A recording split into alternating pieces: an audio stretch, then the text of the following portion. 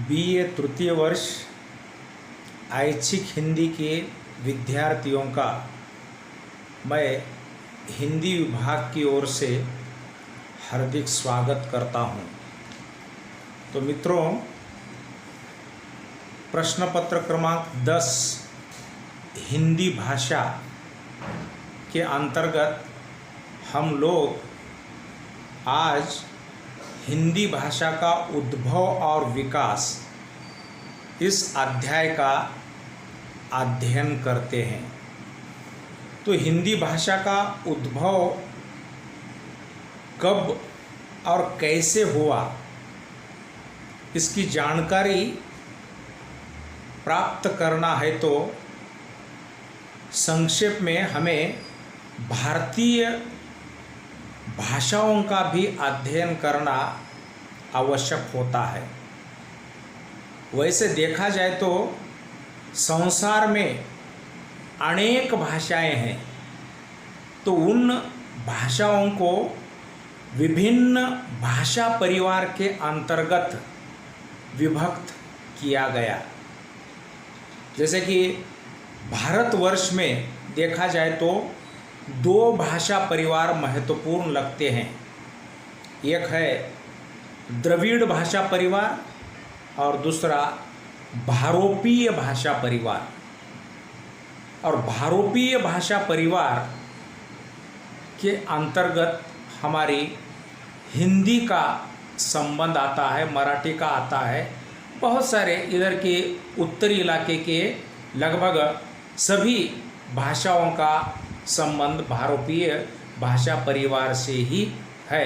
कई लोग तो हिंदी को या आधुनिक काल में जिन भाषाओं का विकास हुआ उनको आधुनिक आर्य भाषा के रूप में कई लोग उसको संबोधित भी करते हैं। तो ये आर्य भाषा इसे क्यों कहा जाता है, तो यहाँ ध्यान में रखो कि आप लोगों को ये ज्ञात भी है, कई आपने सुना है कि आर्यों का मुख्य निवास स्थल मध्य एशिया था और ये आर्य अपने अपने दल बनाकर विभिन्न देशों के अंतर्गत वो ने की बस चुके हैं। उनका एक दल जर्मनी मतलब यूरोप गया, दूसरा दल ईरान से होकर पंजाब आया मतलब भारत में आया। तो उनकी जो भाषा है, उनकी भाषा को यहाँ भारोपीय भाषा परिवार कहा गया। और यहाँ अपने हिंदी का आर्यों की भाषा के साथ संबंध यहाँ स्थापित किया जाता है। जैसे कि आर्यों की भाषा संस्कृत मानी गई और संस्कृत भाषा के साथ हिंदी का संबंध है या संस्कृत से ही हिंदी निर्मित है, ऐसा कई विद्वानों का कहना है।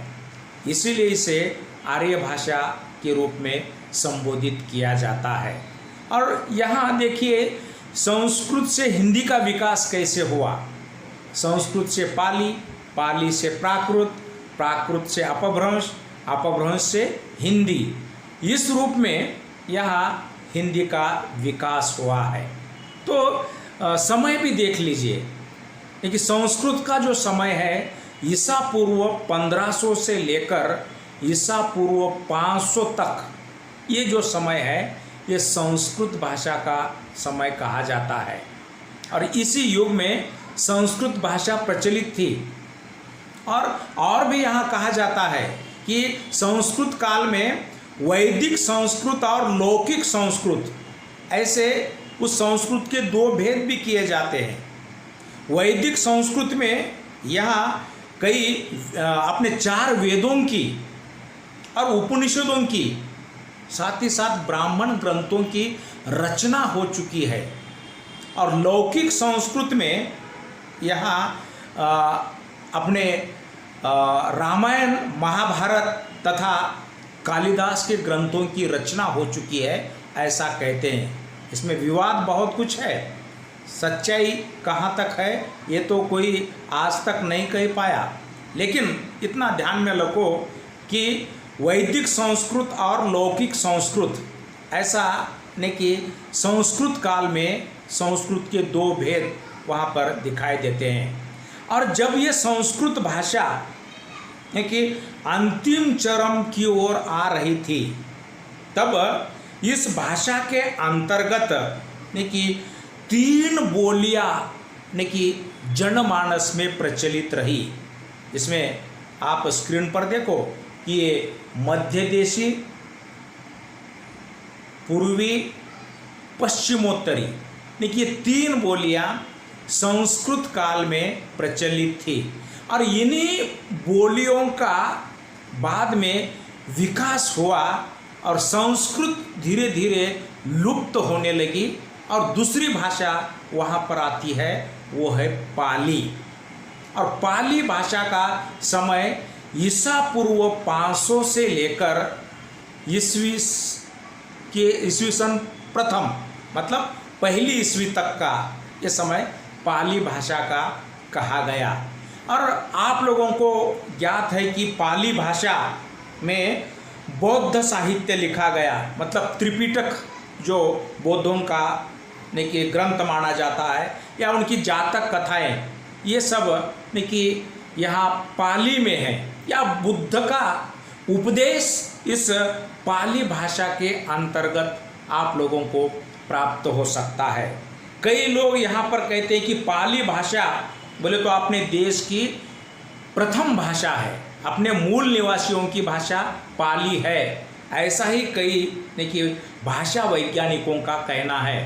इसका कारण ये है कि संस्कृत जो भाषा है ये आर्यों की भाषा, और आर्य मूलतः ने कि भारत के निवासी नहीं, ने कि ये तो कहीं ना कहीं ने कि वो एशियाई रूप से यहाँ पर आए हैं, या ने कि हम मध्य एशिया जो उनका निवास है वहाँ से वो आए हैं। इसलिए ने कि वे उनकी जो भाषा संस्कृत ये ने कि उनकी अपनी मूल भाषा नहीं है, ऐसा ही माना जाता है।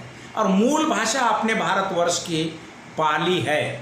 और ये पाली में लोक मानस की भाषा या पाली भाषा के अंतर्गत उस समय का जनमानस अपना विचार मंथन करता था। या ये भी कहा जाता है कि ये पाली भाषा जो है ने कि कहीं ना कहीं सामान्य वर्ग का रूप, इसी सामान्य वर्ग के यानी कि विचारों की अभिव्यक्ति का साधन भी यहाँ पाली होने के कारण ने कि पाली भाषा को बहुत सारा ने कि आरंभ में ने कि प्रसिद्धि प्राप्त हो चुकी। लेकिन क्या है, भाषा ने कि का प्रवाह दिन ब दिन बढ़ता जाता है, और जैसे जैसे पाली में व्यवहार होने लगा उसी समय ने कि पाली जब चरमोत्कर्ष पर थी तब ने कि उसी प्रदेश में भी कई प्रादेशिक बोलियों का विकास हुआ। जैसे कि संस्कृत काल में 3 बोलियां थी, तो पाली काल में 4 बोलियां विकसित हुई। इसमें मध्य देशी, पूर्वी, पश्चिमोत्तरी और दक्षिणी, इस रूप से ने कि यहाँ 4 बोलियां पाली काल में विकसित होती रही। और यही बोलियां आगे चलकर और भी विकास प्राप्त करने लगी, और इसका रूप बाद में प्राकृत भाषा ने ले लिया। मतलब पाली से यहाँ प्राकृत भाषा का विकास हुआ। प्राकृत का समय देखिए ईस्वी सन प्रथम से लेकर ईस्वी सन 500 तक, या पहली ईस्वी से लेकर 500 तक का जो समय है यहाँ प्राकृत भाषा का कहा जाता है। प्राकृत भाषा में जैन साहित्य का लेखन हुआ है, या जैन मुनियों का उपदेश प्राकृत भाषा के अंतर्गत संकलित किया गया।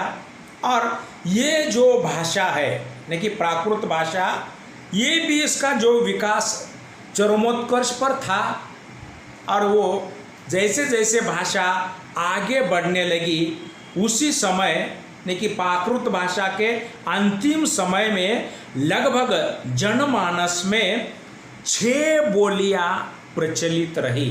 जैसे कि शोरसेनी, पैशाची, ब्राचड़, मागधी, अर्धमागधी और महाराष्ट्री, ये 6 बोलियां उस समय मतलब प्राकृत काल में भी प्रसिद्ध रही। और बाद में जैसे जैसे भाषा परिवर्तित होते हुए आगे बढ़ रही, मतलब समय जैसे जैसे आगे बढ़ रहा था उसी ढंग से भाषा में भी परिवर्तन आने लगा। और इन 6 बोलियों ने बाद में देखिए शोरसेनी, पैशाची, ब्राचड़, महाराष्ट्री, मागधी, अर्धमागधी, ये जो बोलियां हैं इसको जनभाषा रूप कहा गया। और ये जनभाषा रूप बाद में देखिए दूसरे भाषा में उसको एक दूसरे भाषा का नाम दिया गया, वो है अपभ्रंश भाषा। मतलब प्राकृत के बाद आती है अपभ्रंश। और अपभ्रंश ये नाम भी देखिए इस रूप से यहाँ पर दिया गया। अपभ्रंश बोले तो भ्रंश हो गया, पथ से भ्रंश हो गए, मतलब पथभ्रष्ट हो गए या बिगड़ा हुआ रूप, भाषा का बिगड़ा हुआ रूप, ऐसा इनको कहा गया। सचमुच में देखा जाए तो ये जनमानस की भाषा है, तो भी विद्वानों ने मतलब सनातनी विद्वानों ने इसे कि भाषा का बिगड़ा हुआ रूप इस नाम से संबोधित किया। और आप लोगों को ज्ञात है कि सामान्य लोगों की भाषा को कोई भी बिगड़ी हुई भाषा ही कहते हैं। और यहाँ देखिए अपभ्रंश भाषा देखिए उस समय जनमानस की भाषा थी, इसमें साहित्य भी लिखा गया, नाथ जैन सिद्ध साहित्य या अपभ्रंश के अंतर्गत लिखा गया, तो भी इसे देखिए बिगड़ा हुआ रूप कहा गया। लेकिन ध्यान में रखो इसी अपभ्रंश से ही कहीं न कहीं हमारे आधुनिक आर्य भाषाओं का विकास हुआ है। अपभ्रंश के काल में भी देखिए तत्कालीन समय में 6 बोलियां जनमानस में प्रचलित थी, शोरसेनी, पैशाची, ब्राचड़, महाराष्ट्री, मागधी, अर्धमागधी, ये सब बोलियां वहाँ पर देखिए जनमानस में थी। और यहाँ इन बोलियों का ही विकास देखिए अपने प्रादेशिक भाषा के रूप में हुआ है। जैसे कि अपभ्रंश से ही आधुनिक आर्य भाषा का विकास हुआ और हमारी जो वर्तमान युग की खड़ी बोली हिंदी जिसे हम कहते हैं वह शोरसेनी अपभ्रंश से कि विकसित हुई है। ये भी यहाँ पर आपको ध्यान में रखना है। तो अपभ्रंश भाषा में ये जो 6 बोलियां हैं उसमें कैसे कैसे भाषा विकसित हुई है देखिए वो संक्षेप में मैं आपको बता देता हूँ। जैसे कि शोरसेनी जो भाषा है, शोरसेनी से पश्चिमी हिंदी, खड़ी बोली, राजस्थानी, गुजराती, पहाड़ी ऐसे भाषाओं का विकास हुआ। पैशाची इस बोली से लहंदा, पंजाबी इन भाषाओं का विकास हुआ। साथ ही साथ यहाँ पर ब्राचड़ जो भाषा है, ब्राचड़ से सिंधी भाषा का विकास हुआ। महाराष्ट्री ये जो बोली थी उससे नाम से विदित है कि मराठी भाषा का विकास हुआ। मागधी इस बोली से देखिए यहाँ बिहारी, उड़िया, आसामिया और बंगला इन भाषाओं का विकास हुआ। और अर्धमागधी से पूर्वी हिंदी तथा अवधी भाषा का विकास हुआ। मतलब ये अपभ्रंश के जो 6 बोलियां उस समय थी, इन्हीं बोलियों से आज के हमारी संविधान के क्षेत्र में जो 22 भाषाएं देखिए आज उसको संविधान में स्थान दिया गया, ये सभी अपभ्रंश से ही संबंधित है या अपभ्रंश भाषा से ही, अपभ्रंश के देखिए ये जो रूप है उससे ही उसका विकास हुआ है। तो हमारी जो हिंदी है देखिए उसका विकास शोरसेनी अपभ्रंश, कई लोग मागधी और अर्धमागधी मतलब हिंदी भाषा के जैसे और भी कई हिंदी उपभाषाएं हैं, मतलब अवधी है, ब्रज है, पूर्वी हिंदी, पश्चिमी हिंदी, ये जो हिंदी के विभिन्न रूप है वो सब देखा जाए तो देखिए शोरसेनी अपभ्रंश या मागधी अपभ्रंश, अर्धमागधी अपभ्रंश, ये 3 अपभ्रंशों से इन्हीं भाषाओं का विकास हुआ। और हमारी जो हिंदी है देखिए यहाँ लगभग 1000 ईस्वी सन के आसपास यहाँ उद्भव हुआ है या उसका देखिए जन्म हुआ है, ऐसा ही कई लोगों का कहना है। जिसमें रामचंद्र शुक्ल ने हिंदी भाषा का देखिए उद्भव लगभग 1000 ईस्वी के आसपास हुआ है, ऐसा मानते हैं। पीताम्बर दत्त बड़थवाल ने 778 ईस्वी सन 778 में हिंदी का उद्भव हुआ है, ऐसा मानते हैं। और उन्हें एक कवि का नाम भी दिया है, पुष्य नामक कवि, ये हिंदी के पहले कवि है, ऐसा मानते हैं। डॉक्टर राम कुमार वर्मा, राहुल सांकृत्यायन, इन्होंने 7वीं शती के मध्य से हिंदी का विकास हुआ है, ऐसा मानते हैं। थोड़ा विवाद है, हिंदी का विकास कब हुआ है इसमें विवाद है, लेकिन आचार्य रामचंद्र शुक्ल ये हिंदी साहित्य का इतिहास लिखने वाले प्रथम भारतीय नागरिक है, क्योंकि उन्होंने पहला एक वैधानिक रूप से इतिहास लिखा है, हिंदी साहित्य का इतिहास, इस नाम से उन्होंने पुस्तक लिखी है। उस पुस्तक में उन्होंने ने कि हिंदी भाषा का उद्भव 1000 के आसपास हुआ है, ऐसा माना है। इसीलिए अधिकतर विद्वान भी यही तिथि ग्रहित लेते हैं। और यहाँ ध्यान रखो कि सन 1000 के आसपास हिंदी का उद्भव हुआ, तब से लेकर आज तक, मतलब सन 1000 से लेकर सन 2020 तक, देखिए हिंदी का विकास कैसे हुआ, इस संदर्भ में यहाँ पर हमें अध्ययन है। देखिए हिंदी भाषा के विकास के अंतर्गत ऐसा हमारा 1000 वर्ष का इतिहास का अध्ययन करना है। अध्ययन की सुविधा के लिए उसको हम 3 विभागों में कि विभाजन करते हुए अध्ययन करेंगे। जैसे कि आदिकालीन हिंदी का विकास कैसे हुआ, मध्यकालीन हिंदी का विकास कैसे हुआ और आधुनिक कालीन हिंदी का विकास कैसे हुआ, ये सब यहाँ हमें अगले वीडियो